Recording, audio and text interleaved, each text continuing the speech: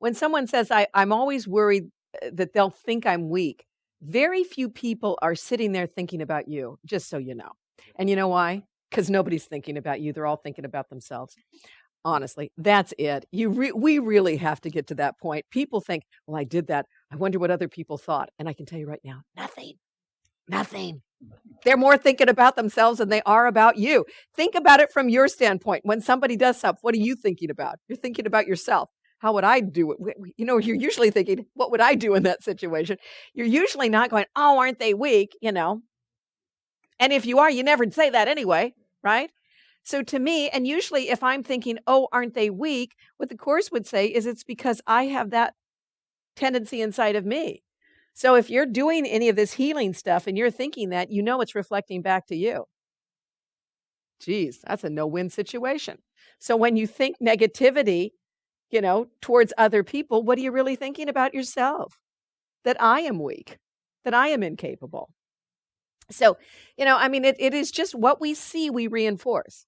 Is that what I want to reinforce? I do not think Jesus ever sat around going, what a real weakling who's sick over there. What a person who, can't get up and stand up for themselves. What's their problem? I don't think that was ever what he was thinking. I think what he was always trying to do was to help them find that spark inside of them that could awaken the truth in them.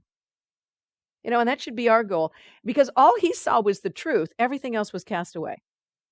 And so the same thing needs to be for us when we are thinking about other people, is if we can hold that truth for them, all the rest needs to be cast away. And, we've been taught by our ego, and we've learned it very well, that that's a weak position. And yet it is a strong position.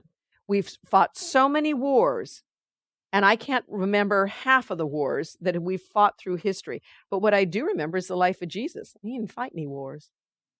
Pretty powerful life. And it was all about love, and it was all about forgiveness, and it was all about a focus on the truth. That's a pretty strong testament, as opposed to all the battles and fights and everything else that the world has fought. So to me, that's kind of what makes the difference. And again, like even in this story, this man in the high castle, there's a lot of fighting going on. There's a lot of conflict going on. But the guy who makes the biggest change is the guy who meditates.